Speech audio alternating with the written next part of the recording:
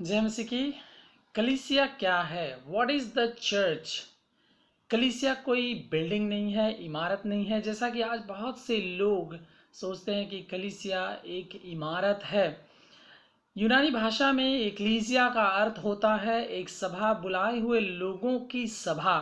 कलीसिया शब्द का मूल अर्थ बिल्डिंग नहीं है, लेकिन ये लोगों से संदर्भ रखता है। नॉर्मली यदि आज के ज़माने में आप किसी से पूछें कि कलीसिया क्या है, और तो वो आम तौर पर किसी बिल्डिंग की ओर इशारा करेगा या बताएगा कि यहाँ फला फला जगह मेरा चर्च है, मैं वहाँ पे जाता हूँ। प्राचीन कलीसिया के पास बिल्डिंग नहीं थी, लेकिन तब भी वे इकट्ठा होते थे। प्रेरितों 2 के 42 में हम पढ़ते हैं कि लोग इकट्ठा होते थे, क्या करने के लिए? शिक्षा पाने के लिए, प्रार्थना करने के लिए, रोटी तोड़ने के लिए और संगति करने के लिए इकट्ठा होते थे। शाऊल कलीसिया को सता रहा था, बाइबल में लिखा हुआ है। कलीसिया बिल्डिंग नहीं है, लेकिन लोगों का समूह है। प्राचीन काल में जब कलीसिया की स्थापना हुई तो लोग इकट्ठा होते थे। जो लोग प्रभु यीशु मसीह पर विश्वास करके बपतिस्मा पाए थे, वो लोग आराधना करने के लिए, संगति करने के लिए, रोटी तोड़ने के लिए और शिक्षा पाने के लिए इकट्ठा होते थे, और उनको ही कलीसिया कहा गया है।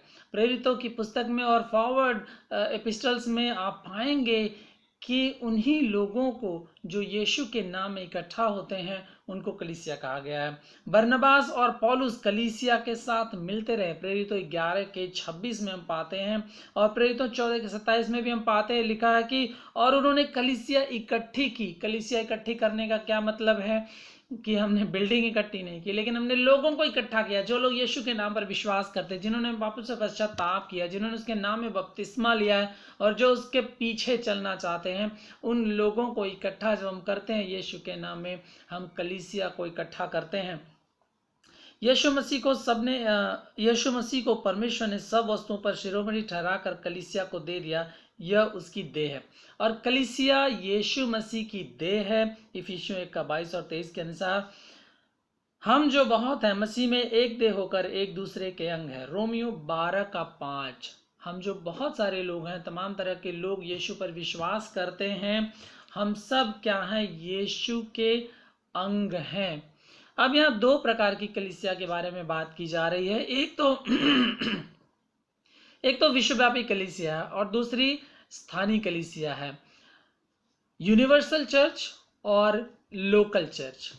यूनिवर्सल चर्च क्या है उसके बारे में, विश्वव्यापी जो कलीसिया है उसके बारे में हम पढ़ते हैं। 1 कुरिन्थियों 12 अध्याय के 13 पद में लिखा हुआ है, क्योंकि हम सब ने, क्या यहूदी हो, क्या यूनानी हो, क्या दास हो, क्या स्वतंत्र हो, एक ही आत्मा के द्वारा एक देह होने के लिए बपतिस्मा लिया, और हम सबको एक ही आत्मा पिलाया गया। यानी जो प्रभु यीशु मसीह में है, चाहे कोई यूनानी हो, यहूदी हो, चाहे कोई दास हो या स्वतंत्र हो, चाहे कोई कहीं का भी रहने वाला हो, किसी भी बैकग्राउंड का रहने वाला हो, किसी भी लोकेशन का रहने वाला हो, अब हम क्या है? यीशु मसीह में उसकी आत्मा के द्वारा एक देह होने के लिए हम बुलाए गए हैं। एक देह होने के लिए, यीशु की देह होने के लिए हम बपतिस्मा लिए हैं, और हमको एक ही आत्मा दिया गया है। गलातियों की पुस्तक 3 अध्याय के 28वें पद में भी लिखा है, अब ना कोई यहूदी रहा और ना यूनानी, ना कोई दास, ना स्वतंत्र, ना कोई नर, ना नारी, क्योंकि तुम सब यीशु मसीह में एक हो।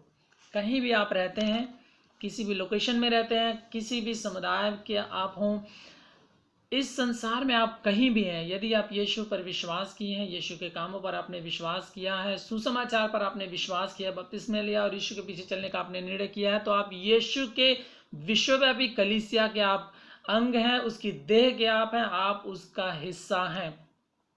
और दूसरी बात जो है स्थानीय कलीसिया। स्थानीय कलीसिया का क्या महत्व है?